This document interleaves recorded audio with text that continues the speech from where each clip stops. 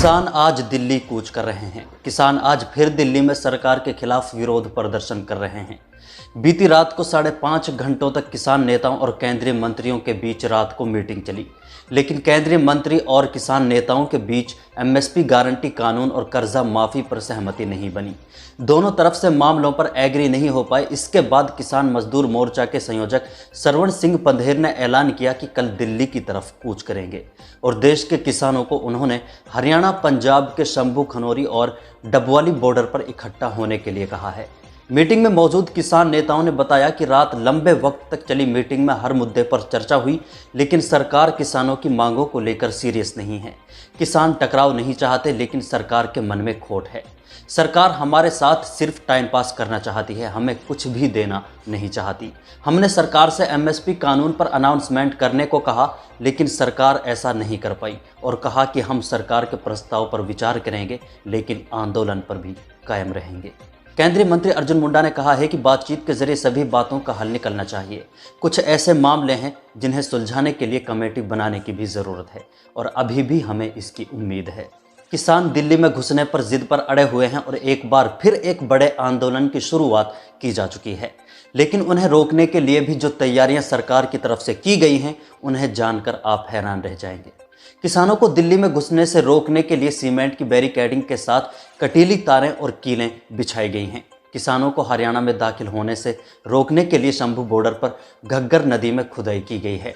7 जिलों में mobile internet बंद कर दिया गया है और धारा 144 लगा दी गई है। किसानों से निपटने के लिए सरकार ने बीएसएफ और सीआईएसएफ जवानों की 64 कंपनियां हरियाणा में तैनात की हैं। तकरीबन 70,000 जवान तैनात किए गए हैं। ड्रोन और सीसीटीवी कैमरों के जरिए पुलिस पूरी तरह नजर बनाए हुए है। किसानों के लिए 3 टेम्परेरी जेल भी बनाई गई हैं। सिरसा में दलबीर सिंह स्टेडियम और गुरु गोविंद सिंह स्टेडियम डबवाली में दोनों जगह 2 जेलें बनाई गई हैं और कैथल की पुलिस लाइन में भी एक ओपन जेल बनाई गई है। हरियाणा सरकार की तरफ से ऐलान किया गया है कि प्रदर्शन के दौरान जो भी नुकसान होगा उसकी भरपाई उपद्रवियों से की जाएगी, यानी किसान आंदोलन के दौरान जो भी नुकसान होगा उसकी भरपाई किसानों से ही की जाएगी। लेकिन किसान आंदोलन की वजह और किसानों की वो क्या मांगे हैं जिनकी वजह से किसान इतना बड़ा आंदोलन कर रहे हैं, चलिए इसके बारे में जान लेते हैं। किसानों की सबसे पहली मांग ये है कि किसानों की सभी फसलों की एमएसपी पर खरीद की गारंटी का कानून बने।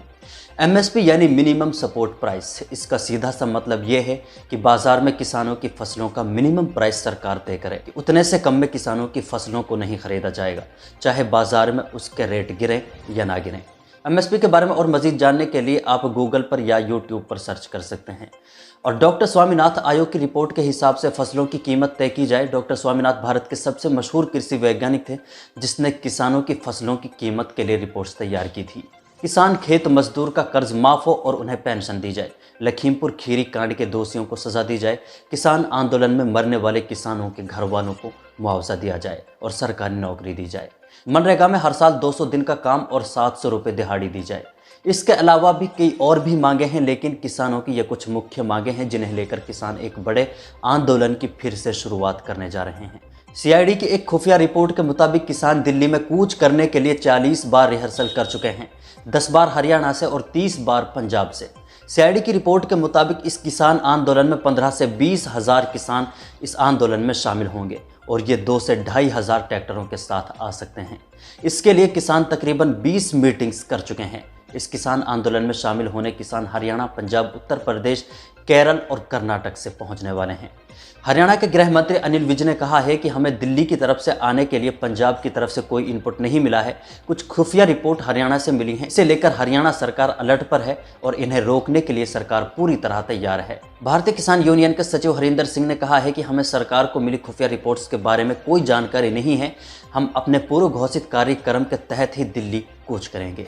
किसान आंदोलन से जुड़ी सभी जानकारी हम आप तक पहुंचाते रहेंगे। वीडियो को लाइक कर दें और शेयर कर दें। अगर चैनल को सब्सक्राइब नहीं किया है तो चैनल को सब्सक्राइब